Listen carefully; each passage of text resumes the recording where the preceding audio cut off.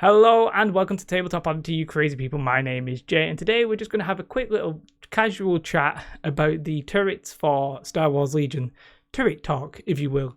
The E-Web Heavy Blaster team for the Imperials and the 1.4 FD laser cannon or something for the Rebels.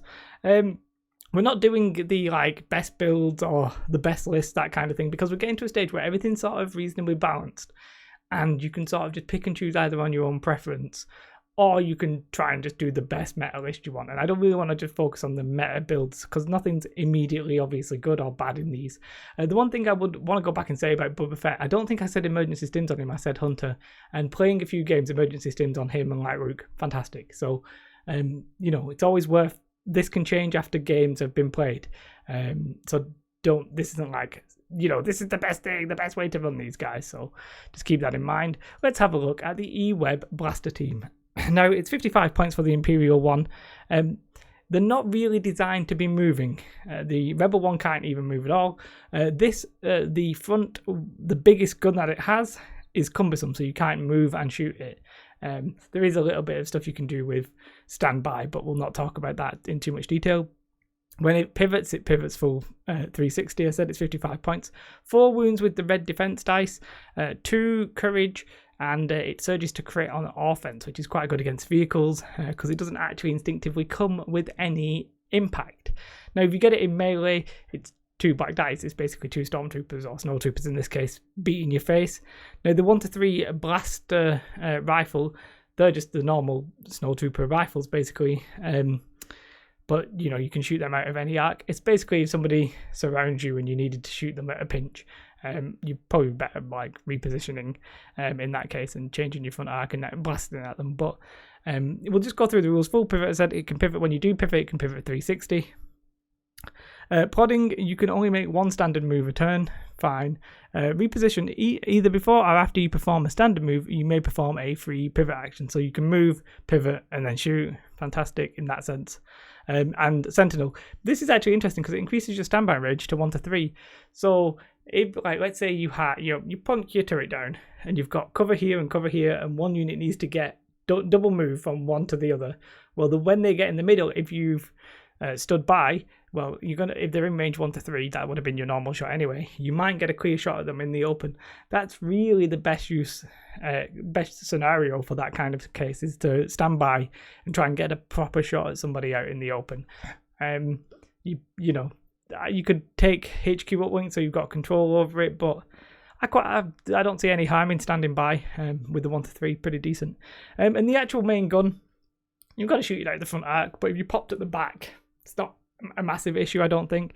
1 red, 2 black, and 2 white. Now, the thing to compare this to really is a unit of stormtroopers. A unit of stormtroopers, 40 points for 4 guys, not 5, and you'd get 5 white dice. So for 15 points more than that, you'd get 1 red, 2 black. I actually think that's pretty okay. And the good thing about this is attrition, or the amount of wounds that you would need to have caused before you lose your damage. In this case, you'd need either 3 suppression, 2 suppression, and you might lose an action instead of 1, which is pretty good. And you'd need to lose all 4 of your wounds before you stop doing your full damage. So in that sense, if you compare it just to another unit of troopers, I think it's okay. Not amazing, but I don't see any harm in throwing one in. The good thing about these is that they are Emplacement Troopers. Now, as far as we know, as of right now, all the rules indicate that these can actually claim objectives. The fact that the Imperial one can move, or even maybe with certain deployment conditions, deploy on an objective or near an objective and just shoot damage from there, pretty good. I like that.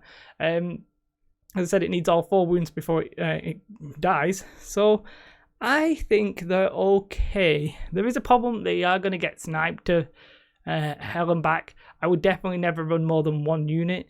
But I would say they are feasible. Just 1.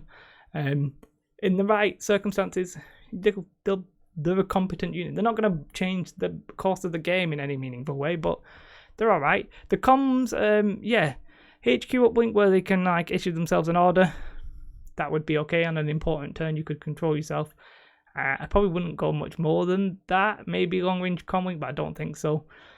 just because the amount of points on it's going to start adding up without really adding damage or anything like that.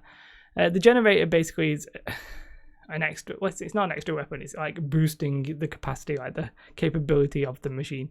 So the barrage generator lets you add 2 white dice, basically 2 stormtroopers worth of damage, that just as a side note, and it lets you apply suppressive, which gives you an extra suppression token. Well, it just gives 1 suppression token, you just extra. Wow, I worded that badly, but you know what I mean. I could see that. I don't like the fact you have to recover them, but on the right turn, it could make or break. This adds impact and 1 black dice, which I think is also okay. Yeah, they're all right. I'm not sure I personally would take them. I think I'd just try and keep it cheap at 55 points, but they're all right. The way you run your list is, the downside to this is that it will take, well, you'll probably have less troopers. But the plus side is that they can still take objectives. They're just going to be less maneuverable.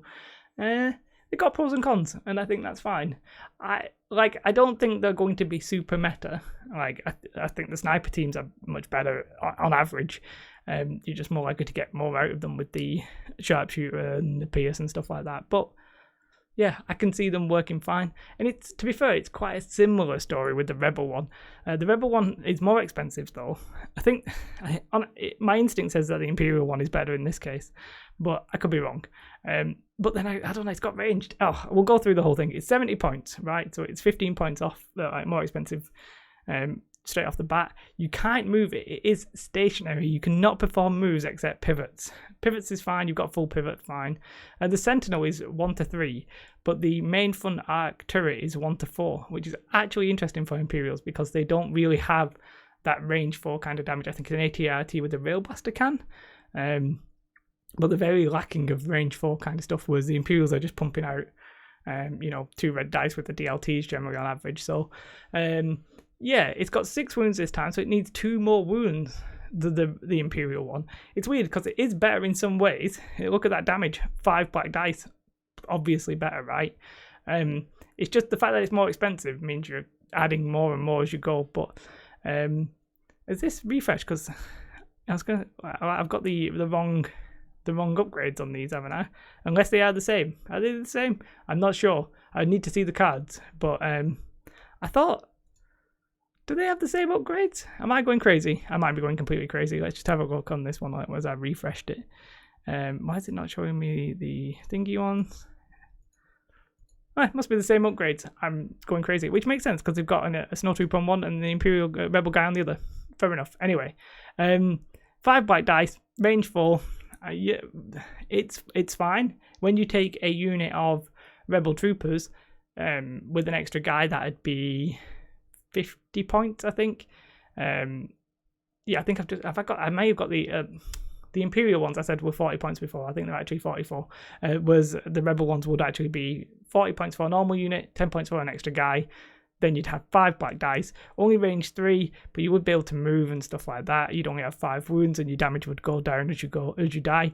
The white dice, really, on the defensive side of things, is an absolute killer here. Yes, it's got a defensive surge. Yes, it's got like an offensive surge, but not to a crit. I think I prefer the Imperial one. I could see a place for the Rebel one just for the range 4, but I think your snipers and that kind of thing are gonna knock them down. I think they're fine. Overall, I think they're fine. Again, I would maybe take HQ Upwink. I don't think I'd take anything else. The generator stuff, yeah, you could add an extra impact. You already impact 3, which again, the Rebels lack. I never mentioned that. I should have mentioned that. Generally, on average, an AT-RT with the rail blaster is really the only main source of impact, I think, and Luke, obviously, with his lightsaber. Having that with impact 2, it adds a bit of like all-roundedness to a list, and I think that's what they both do. However, I think in the super hyper-competitive kind of meta, I don't think you would take these. There's too many ways to play around them, even with that range 3 standby. But I think they'll be okay. I think you'll see them used, but not like every list will take them. And I guess that's what we want going forward. Yeah, I think that's more than fine. So yeah, I messed up a little bit there with the not noticing the cost of the stormtroopers. I was off a little bit, but yeah, pretty content with that. Yeah, like that's it. that's it. I'm not going to do any more than that. You can see how they would fit into your list. Just to go back to the Rebel one, if you have the right kind of deployment, you can actually deploy in an area where you'll be able to claim an objective. It is possible, so like, don't rule it out. You can also rapid reinforce with them, and I'm not sure. I think you might be able to do scout moves. That doesn't seem right. In my head, I'm like, that doesn't seem right. But you can definitely rapid reinforce, which is all right. So yeah, that's what I think about them. I think they're all right. I've bought mine. I'm going to go collect mine from the post office thing tomorrow, because I was at work when they tried to deliver it, which makes sense. But yeah, that's it. Your thoughts? Are you going to be using them? I don't think it's a seismic change in the game. I think not Palpatine. I actually think like the Wookiees and the Royal Guard will be the bigger changes. But yeah, it's a weird way of saying they're all right. They're all right. Let me know your thoughts though. I'm very interested to hear them. You should like and subscribe. If you're not already subscribed, then do so. If you're not already supporting me on Patreon, please consider it. It would really help. Have a most beautiful day and goodbye. Bye guys.